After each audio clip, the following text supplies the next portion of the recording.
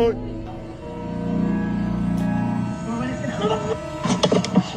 my God, I'm sorry. Ses amis campaient dans la forêt.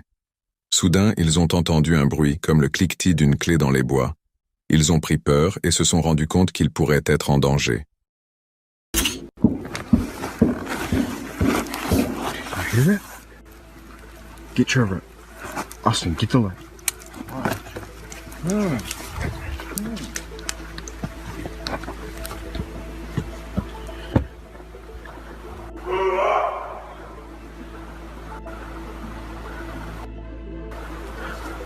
Hey! That was not an elk. Les sons deviennent de plus en plus forts. Quelque chose se rapproche d'eux. Ils doivent partir immédiatement.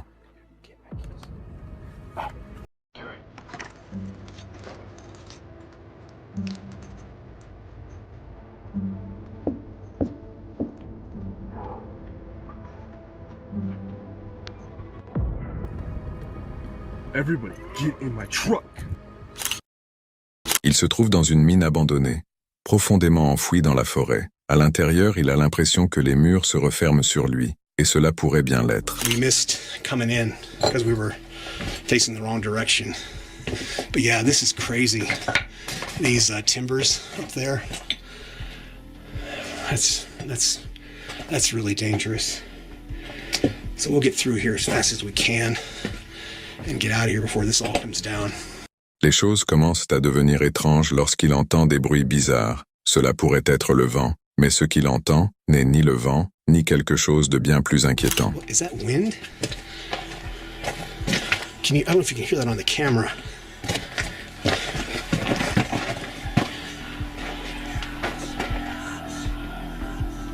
Do you hear that? It stopped.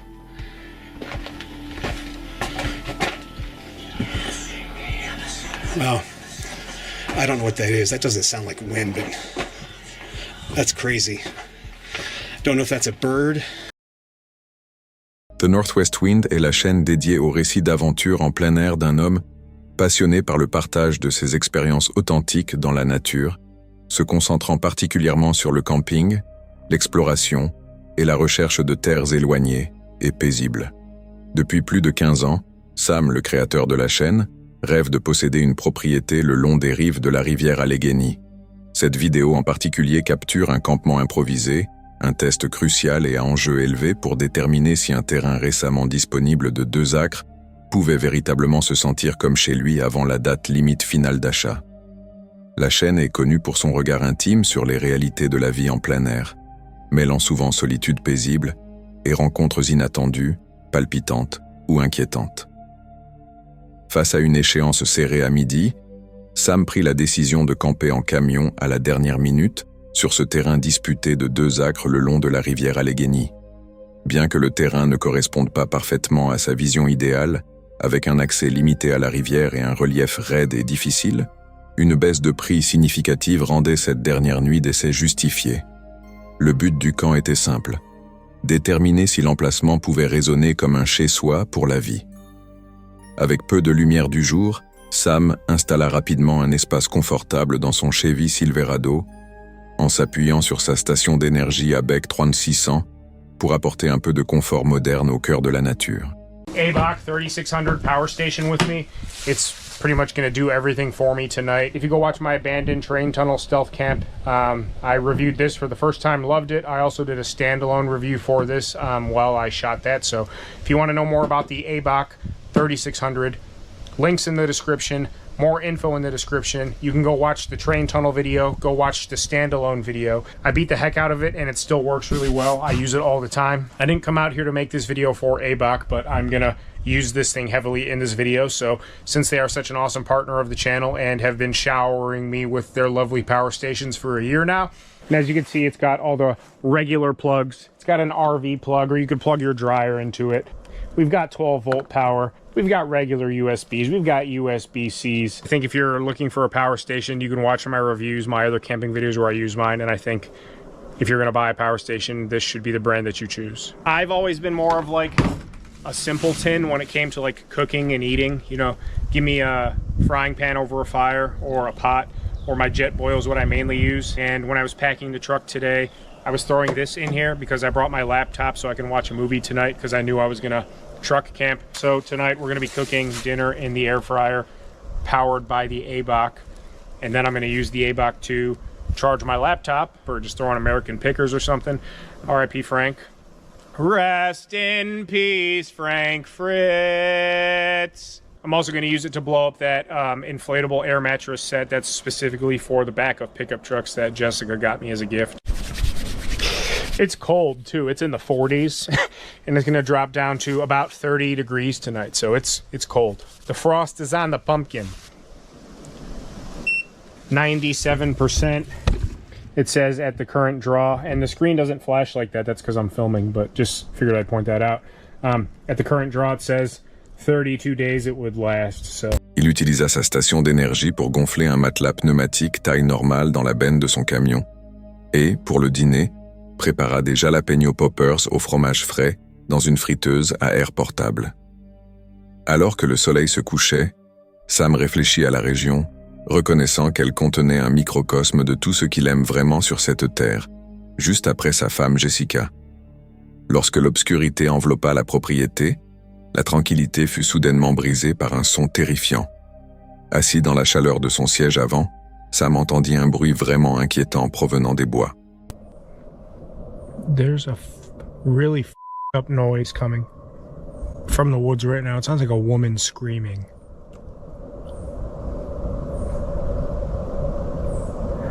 I was sitting in my front seat with the heated seat on, warming up.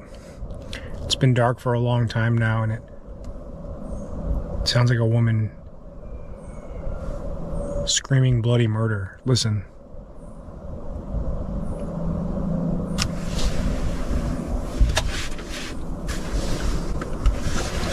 Literally, I'm freaking out right now.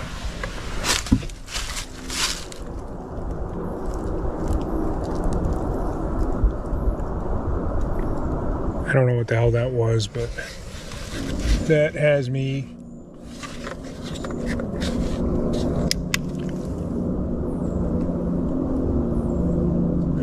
absolutely terrified. I'm not lying.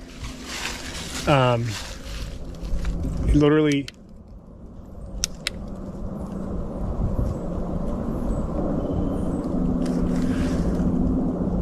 I don't want to be here anymore. I don't know what that was. It literally sounded... Hang on, let me get... I feel like I'm being watched right now. This isn't even funny. I was on the phone. Okay, I'm going to get in here and I'm going to lock these doors. And okay, hang on a second. It sounded like somebody was screaming bloody murder. It sounded like a human.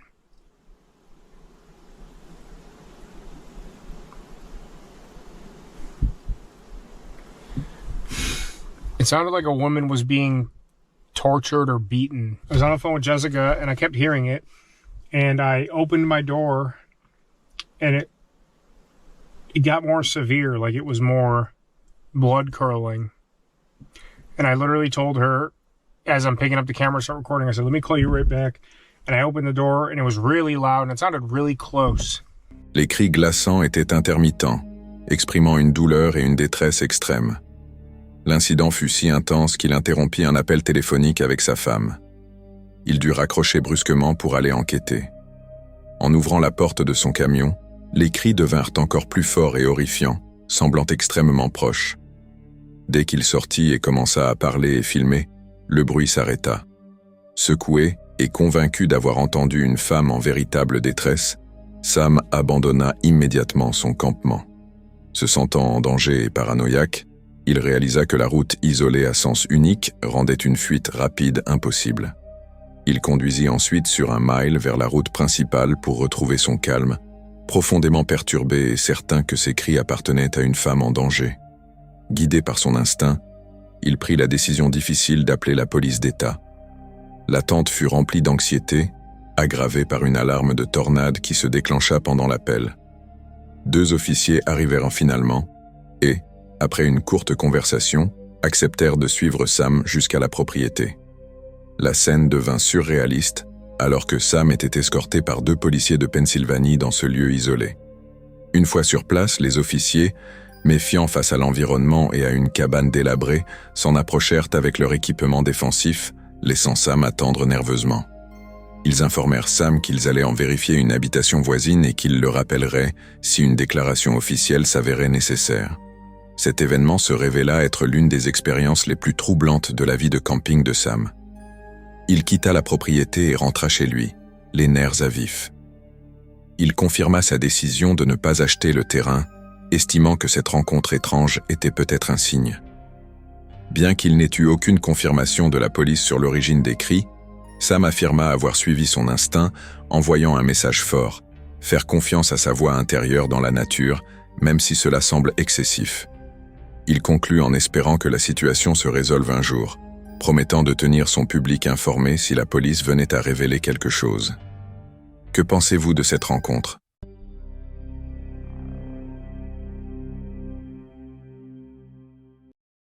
Tôt le matin, ce camionneur entre dans la forêt pour récupérer du matériel.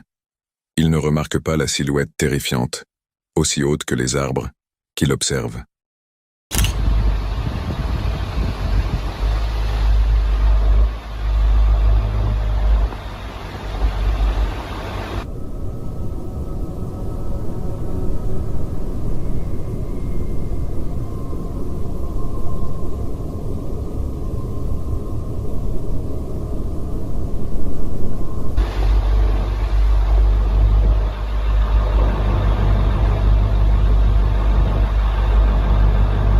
Il gare son camion et descend pour récupérer le matériel qu'il est venu chercher.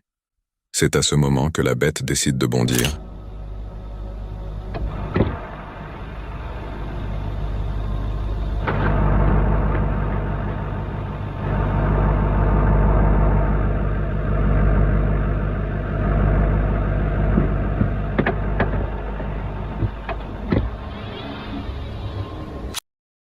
Dans les bois de Terre-Neuve, au Canada, un homme fait une randonnée et remarque un arbre inhabituel. Ce qui attire l'attention, c'est la forme humaine distincte qui semble émerger de l'arbre. Newfoundland, Canada. Deep within the forest, Sam finds an oddly shaped tree resembling that of a human head with what looks like hair, eyes, and ears. Throughout history, there's been people buried inside trees or even human bodies tangled underneath roots. But as to what exactly this tree could be, in order to know more, Sam will begin to frequently visit. La tête humaine a disparu lorsque l'homme revient vérifier l'arbre. A-t-elle été coupée ou a-t-elle mystérieusement disparu?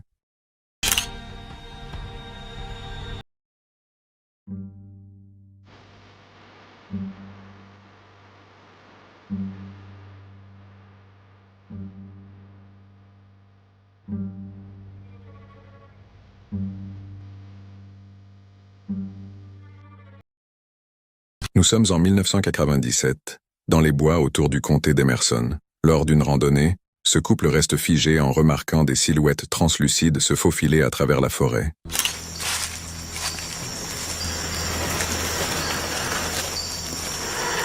Do you see that?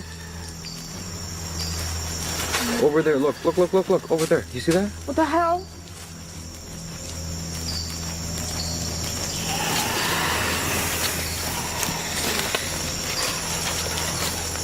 Hey, wait, that, because that was it again, right there. Wait. I don't like this. You see that? Right there. Look. Ces créatures ne sont pas amicales et agissent de manière brutale. Personne ne sait ce qu'il est advenu du couple.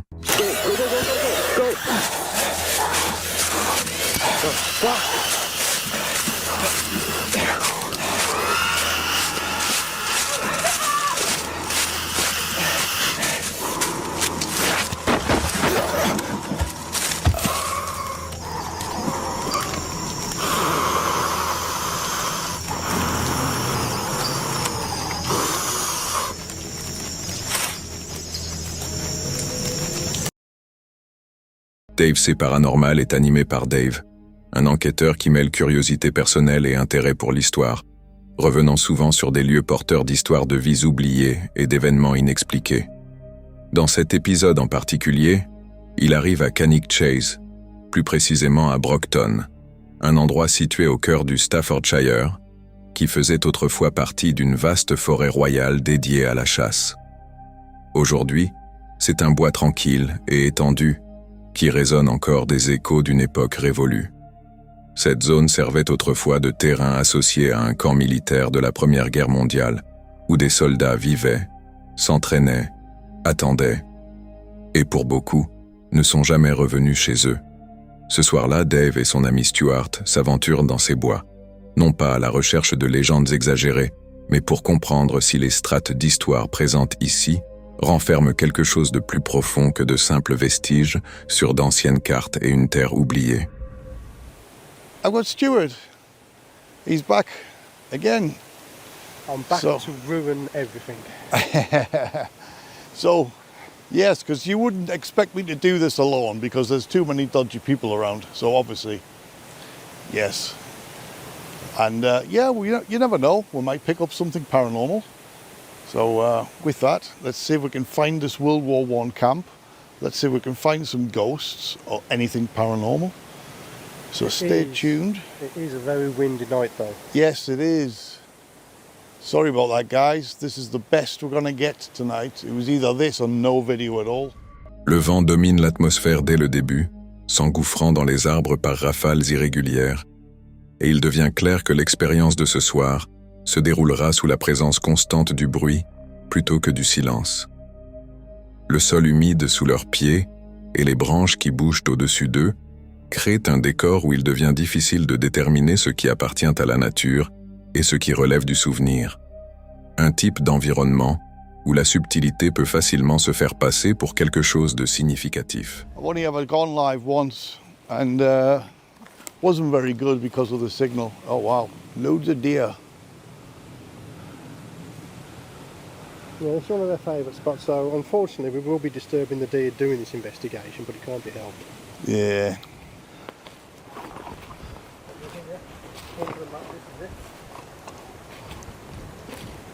This is the area.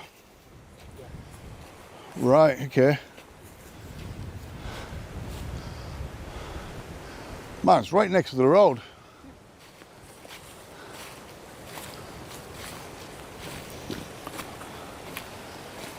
Well, there are signs that something was here. You know what I mean? Now, this was the area where they had the World War I camp, but they also had prisoners of war camps as well. Yeah. And I don't know if the prisoners of war camps were here or else somewhere else. Well, they had camps all over Connecticut, didn't they? Yeah. À mesure qu'ils s'enfonçaient plus profondément dans la forêt, les déplacements furtifs des cerfs entre les arbres leur rappelaient que ce lieu était loin d'être vide, même lorsqu'il semblait silencieux. Bientôt, le paysage commença à changer, révélant de faibles traces d'anciennes installations et des briques éparpillées, à moitié englouties par la nature, des rappels subtils, mais bien réels que cet endroit avait autrefois abrité des vies, une structure, une raison d'être, même si aujourd'hui seul subsiste le poids silencieux de l'histoire. Oh, did I ever tell you one of the spirits is supposed to be a German parachutist Yes. or a British parachutist, whichever. That must be a plane. I mean, that's eerie though, isn't it? It is, yeah. That is eerie, the way it's just... Camera's not picking it up. It's just a big, oh yeah, it is a little bit. It's just the way that light part of the sky is gliding across. It's just the way that light part of the sky is gliding across. Ils remarquèrent alors une lumière inhabituelle glisser dans le ciel. Ils se demandèrent un instant s'il pouvait s'agir d'un avion, avant de balayer l'idée d'un simple haussement d'épaules et de reprendre leur marche. Pour eux, ce n'était rien d'important, rien qui mérite que l'on s'y attarde. Pourtant, au même moment, la caméra enregistra un léger son étrange à l'arrière-plan, un bruit qu'ils n'avaient absolument pas entendu.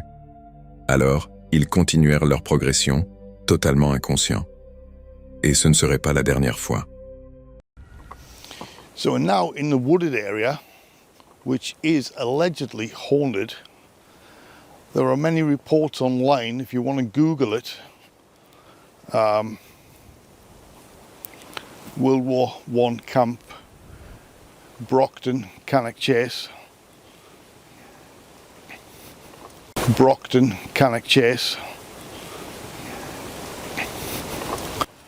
So we're now in that area.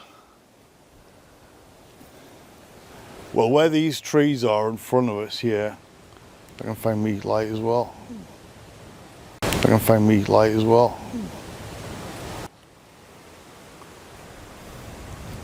Must admit, I thought this place would be bigger. But I like the eeriness of these trees. They're creepy, aren't they? Yeah.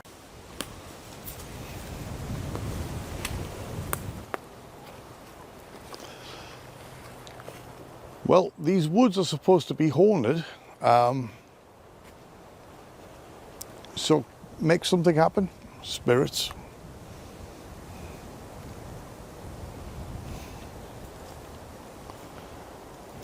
Il n'avait clairement aucune idée que la caméra avait déjà enregistré plusieurs sons inexpliqués et de faibles voix en arrière-plan. Bien qu'ils sentent l'atmosphère devenir subtilement inquiétante, la nuit leur paraissait toujours sans événement particulier. Rien d'inhabituel, rien d'anormal. Mais ils ne renoncèrent pas. Avec le vent soufflant entre les arbres et la forêt s'enfonçant davantage dans l'obscurité, ils poursuivirent leur chemin, inconscients de ce qui avait déjà été capturé derrière eux. Definitely got creepy vibes to it, this tree, hasn't it? It does have creepy Well, vibes. I'm assuming there's a perfectly natural explanation of why it's grown like this. I'd like to know.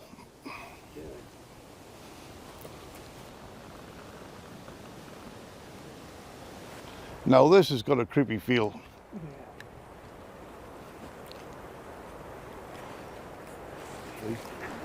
I ain't being funny, but these spirits and demons and all that are pretty scared to come out, aren't they? I think they have the moments, yeah. Generally. I think they have the moments, yeah. Were any spirits here with us tonight? They don't want to show themselves for one, two of us here.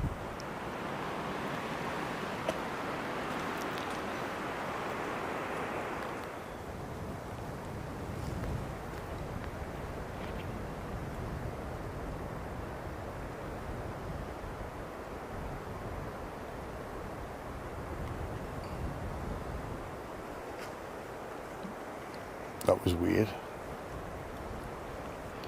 I'm trying my hardest here to listen out for anything unusual over the wind. Bloody hard with the wind, though, isn't it? Yeah, I keep hearing something over there, but I would like to say it sounds like voices, but it sounds like squeaking, which I'm thinking probably branch rubbing.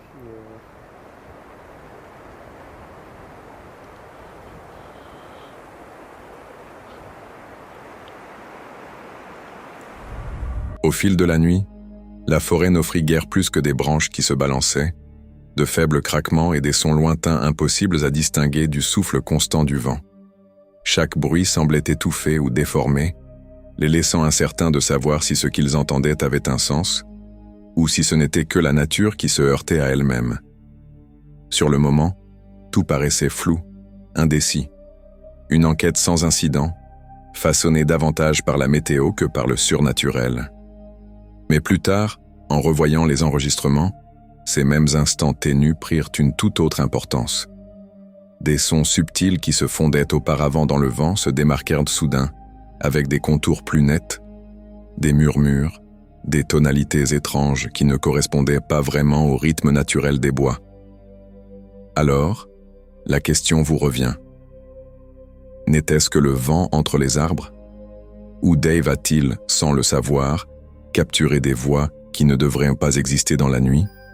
À présent, des bois silencieux d'Angleterre jusqu'aux crêtes infinies des Smokies, nous arrivons là où le folklore quitte la légende et pénètre dans l'obscurité.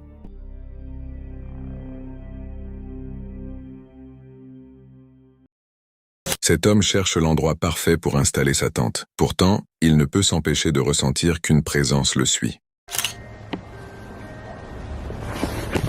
I keep hearing things. things over here and back behind me.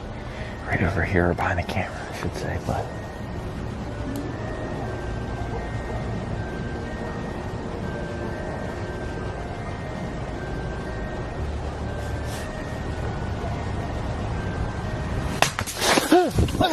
Oh!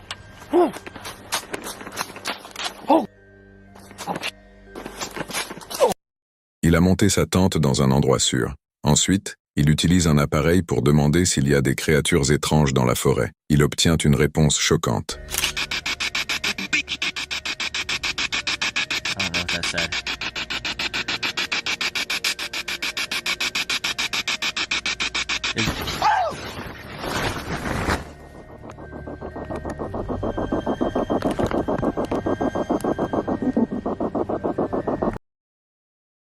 Heureusement, le propriétaire de la caméra de surveillance n'est pas à proximité, car cette créature allongée et troublante se faufile dans les bois la nuit. Il fixe son regard sur la caméra, sachant qu'il est observé.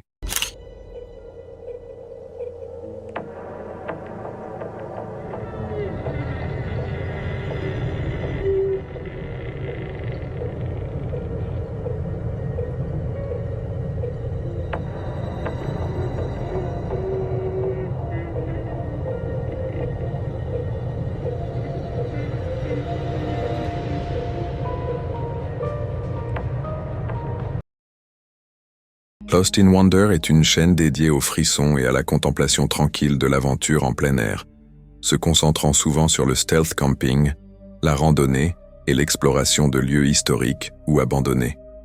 L'animateur allie une profonde appréciation de la beauté naturelle à une passion pour l'histoire et la narration, s'intéressant fréquemment au folklore des endroits qu'il visite.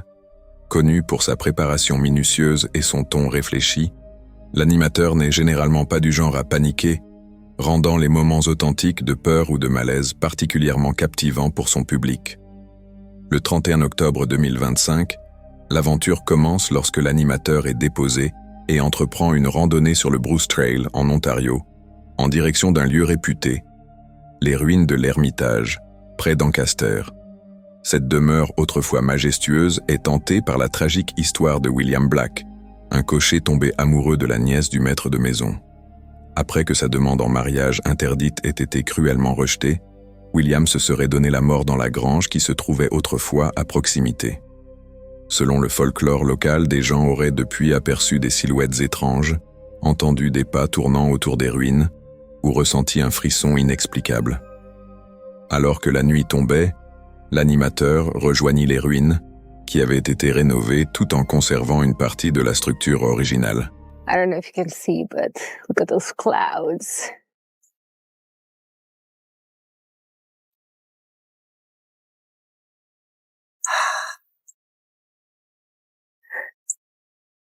This looks like a really good tent pad.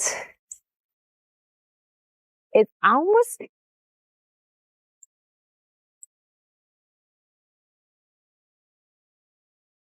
Thought I heard something. It almost looks like these are meant for tents. Ooh, it's getting chilly. Look at that. Beautiful. Beautiful tent site.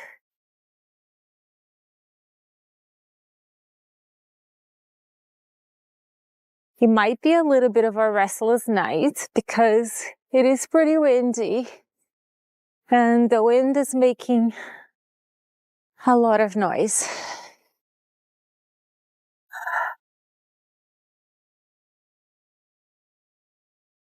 So those ruins were remodeled.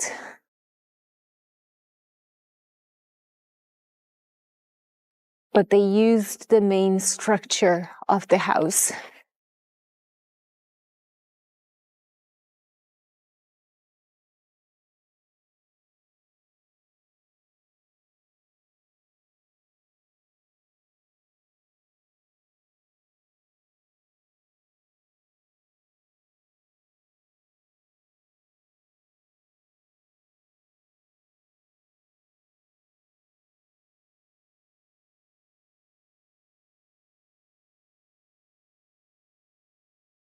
Après avoir longuement réfléchi au meilleur emplacement, l'animateur décida de faire du stealth camping juste à côté des ruines de pierre, utilisant une section des anciens murs comme barrière contre le vent glacial de l'automne, tout en se demandant si installer son campement près d'un lieu pouvant renfermer une énergie sombre était réellement une bonne idée. Une fois à l'intérieur de la tente, le premier signe de problème ne fut pas d'ordre spectral, mais bien pratique. When I was setting up, a couple of times I saw lights in the woods, and one time it looked like it was coming right at me, and I'm like, oh my gosh, I just got busted. I don't know if it's hikers or if it is the park authorities doing rounds. Either way, they didn't come here to the ruins, they just walked through the path. But you know how it is at night, the light just really goes far. It is definitely getting cold. There is a chill in the air, not just temperature, if you know what I mean. I don't know what I'm more scared of, if it is to see or hear something, or if it is to get busted.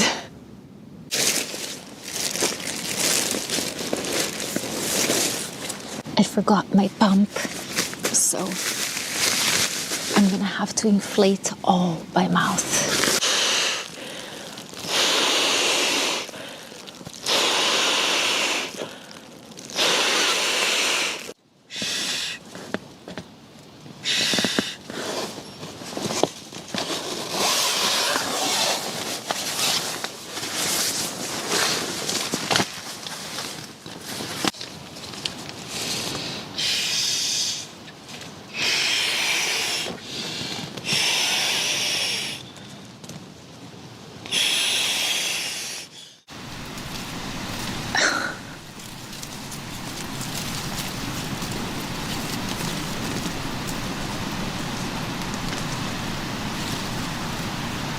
I don't know if those are leaves falling or if it's starting to rain. Alors que le dîner se préparait, les bruits de la forêt se firent plus forts dans le silence de la nuit, alimentant l'état d'alerte grandissant de l'animateur. Celui-ci raconta davantage la légende. On dit que ceux qui aperçoivent le fantôme de William Black tenant la corde et pleurant verraient momentanément les ruines revenir à leur état d'origine. Avant de tenter de dormir, l'animateur utilisa une application façon Ghostbuster sur son téléphone, un dernier contrôle léger pour s'assurer que l'air était libre de fantômes. Vers 22h11, l'atmosphère bascula.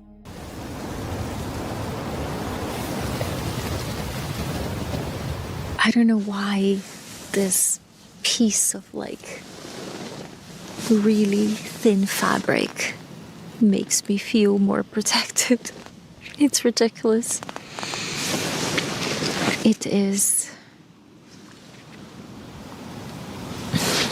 10 p.m.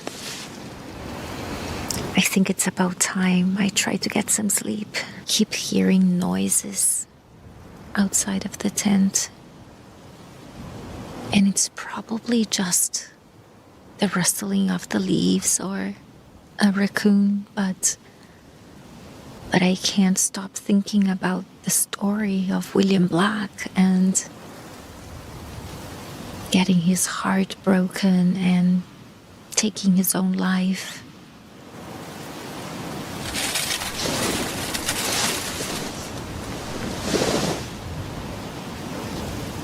What was that?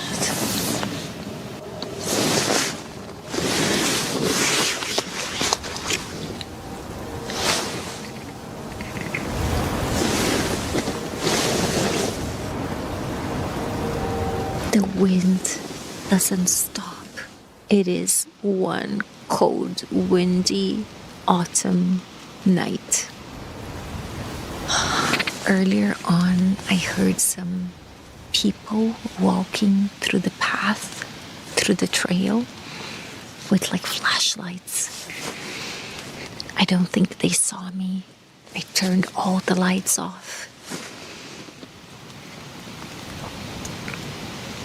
But I don't know, I have a feeling that more people may come by.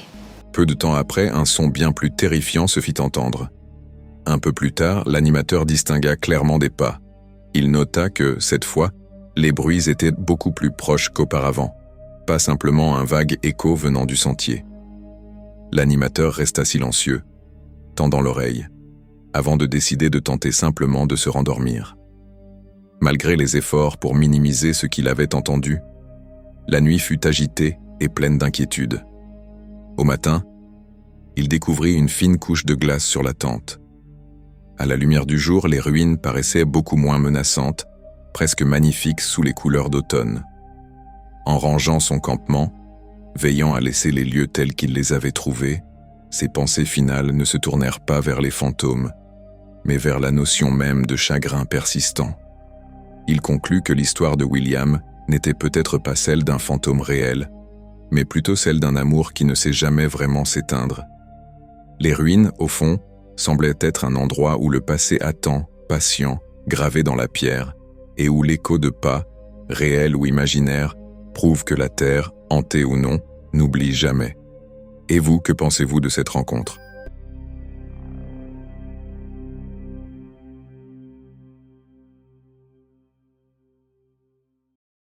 Le chien de l'homme ressent profondément cette rencontre troublante. Alors qu'il se promène dans la forêt en observant les alentours, son chien refuse de le laisser continuer sur un certain sentier.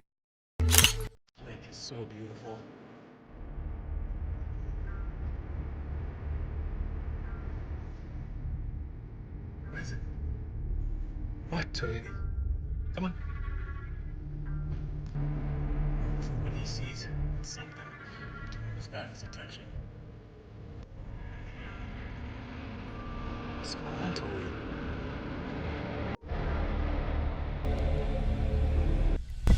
Il s'éloigne prudemment de ce sentier. Quoi qu'il y ait au bout de ce chemin, ce n'est pas quelque chose qu'il peut affronter.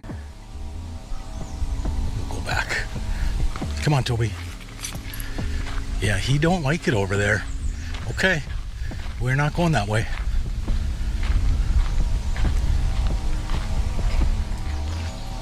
I have no clue what's got him freaked out. I'm not going to go over there with the bike either. Not after that.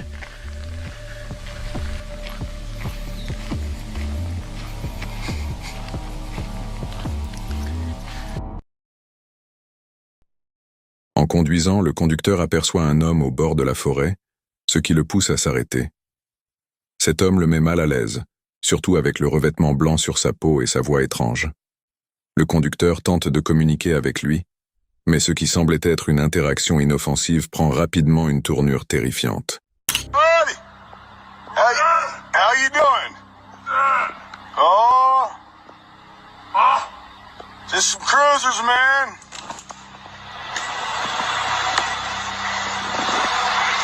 That's crazy. This guy's crawling at me like it's goddamn. What's up, dude?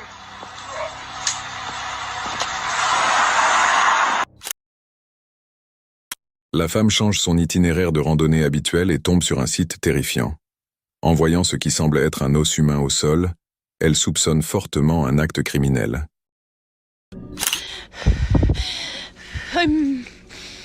Oh my god, I'm sorry. I found, it was live streaming and then I found this, that's like I found this bone. And it looks like a hip bone of a human, and it looks like it's been cut off. You can leave. And that looks like the bit that you put a leg into. Black Mass Paranormal est dirigé par Brian, un enquêteur qui a passé des années à explorer les mystères, les légendes et le folklore plus sombre de la nature américaine. Et dans cet épisode, il s'enfonce au plus profond des Appalaches, choisissant l'une des régions les plus reculées des Smokies, un lieu imprégné d'histoires anciennes sur des personnages invisibles, des traces inhabituelles et des voix étranges portées à travers les arbres. Mais cette fois, Brian a un plan. Il souhaite installer des caméras de surveillance dans une région connue non seulement pour sa faune, mais aussi pour l'observation de quelque chose de beaucoup moins familier. Now the road that I'm on is I rode I think 7 to 10 minutes of gravel road. So, and it keeps going. But I just had this weird kind of feeling to stop here. And at first I was like, this is so nice. This is so peaceful. And then I heard these footsteps. And I wasn't recording. I didn't have anything going, and I'm still kind of in that weird feeling. Okay, so I had this like really strange feeling that I was being watched. And I don't know what it is. Yeah, I get this kind of sensation when I'm out here, and my body has always kind of told me to leave the area. I'm usually good because if I get that sensation, I'm able to control myself enough to get out of the area that I'm in. Le sentiment d'être observé ne vint pas d'un coup. Il se glissa doucement comme si la forêt tournait lentement son attention vers lui. Pour la plupart des gens, cela aurait suffi à rebrousser chemin, mais Brian avait appris à composer avec cette sensation, à laisser l'instinct l'alerter sans permettre à la peur de dicter le cours de la nuit. Pourtant, une tension indéniable régnait ici, quelque chose qui rendait l'air plus lourd, comme si les bois retenaient leur souffle. But I hear these just loud footsteps, and I try to gather myself, and I try to get my phone going, and everything I do, it's just stopped.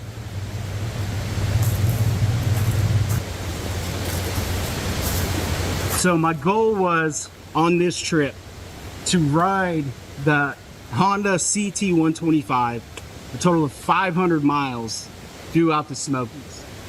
When I initially started, my odometer started at 666 on this trip. I've had an attachment that I've been trying to deal with and get rid of, and it's just freaking weird. So there have been sightings of both the feral people and the dogmen up here. I have personally seen, with my own freaking 2 look balls, massive cages on the other side of the river. They're never on the side that is traveled near the road or the trail. It's always on the other side. So I don't really know how they're getting put there because there are massive cages. So there has been sightings of the dogman and the feral people in this area. I have seen the massive canine prints. One of the ones that I took a sample of and did a mold of was over 6.5 inches long. That's huge. It's absolutely huge. We don't have anything up here that is close to that size. I mean, that would put that creature to be probably, I would imagine, about 7 feet tall with a 6.5 inch paw. I mean, you gotta think about it. It's a freaking canine. Les Smokies portent d'anciennes histoires et des découvertes difficiles à ignorer. Des empreintes canines surdimensionnées, des apparitions le long des rivières et d'énormes cages cachées au cœur de la forêt dont le but reste mystérieux. On ne savait pas si elles appartenaient à des rangers ou à quelque chose de totalement différent, mais leur emplacement suggérait bien plus qu'un simple travail de surveillance de la faune. Et avec des années de preuves étranges derrière lui, Brian ne pouvait pas écarter les récits de dogmen ou d'êtres sauvages comme de simples légendes. Dans ces montagnes, l'histoire n'est pas gravée dans la pierre. Elle persiste silencieusement dans le silence entre les arbres. So my opinion on the feral people is still kind of changing and developing.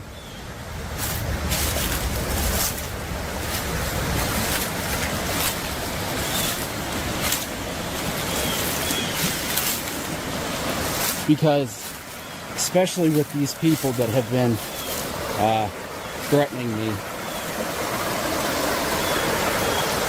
and it just makes me want to look further in the mountains. So I wasn't going to address this on the channel. It was in my member side of things that I have talked about this. So I have been receiving basically threats telling me to stop doing what I'm doing. You know, for me, that's kind of difficult to do because I absolutely love the mountains. I love taking you all out here with me. So I'm just not going to stop.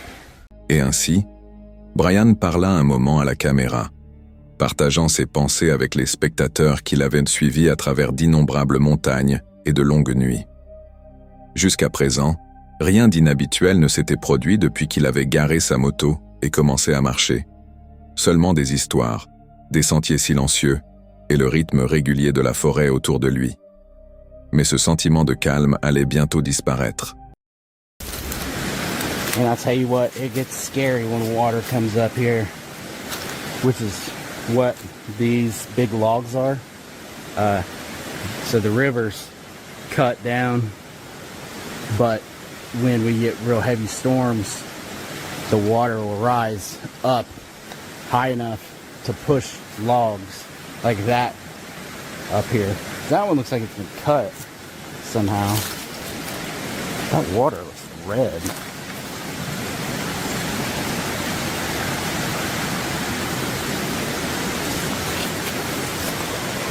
Because I want to set up a trail cam, and just so you all know, my RF detector is like silent, so we're not getting a whole lot of anything right here.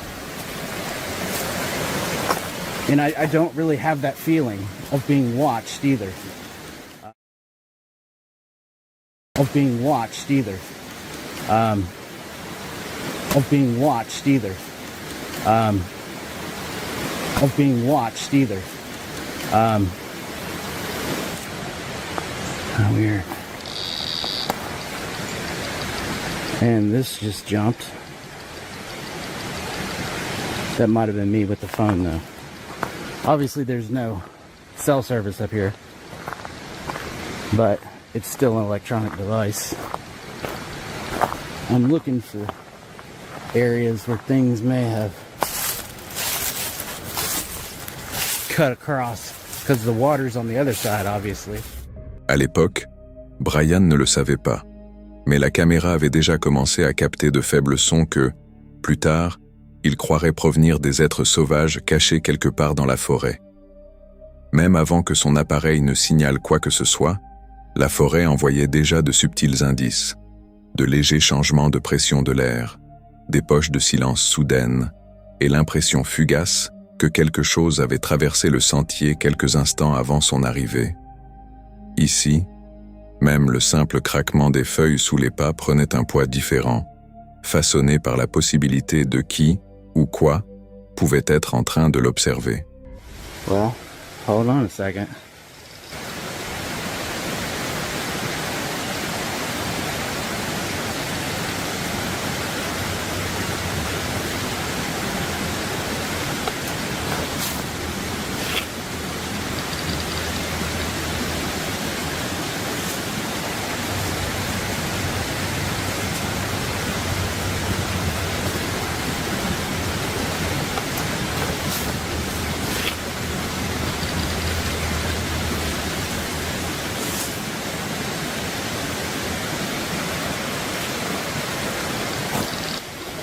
Okay, so I was about to head off. I was about to head on, and I just heard the freaking footsteps again.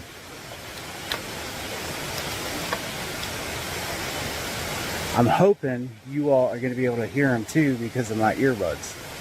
So these I'm using as a microphone, but they're also sending the sound back into my ear, so I'm picking up my surroundings.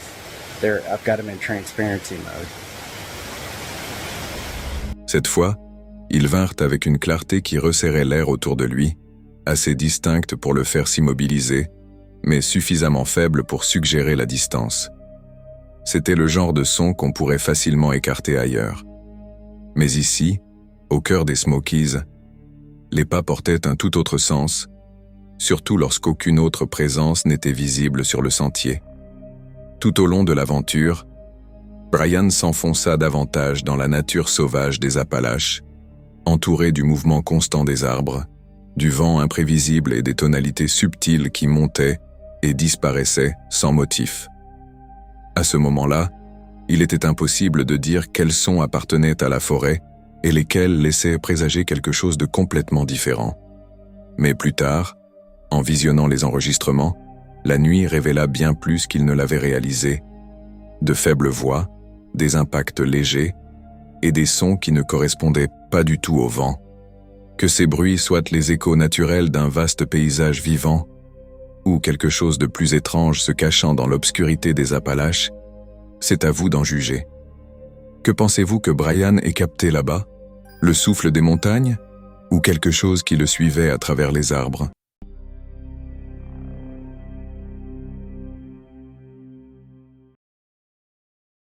Ce n'était pas sa première expérience dans les bois, mais cette fois-ci c'est différent. Quelque chose de sinistre se trame. Il devient plus conscient du danger lorsqu'il aperçoit des affiches clouées aux arbres. Because I might die. Look what these are.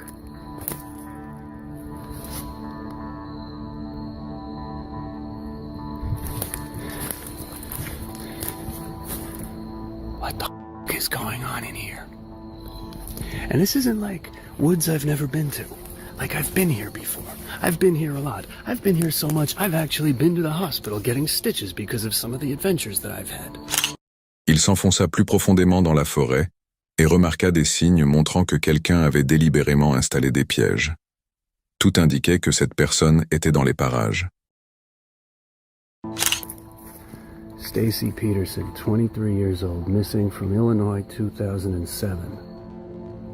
Oh shit, I heard voices. We have to get the fuck out of here.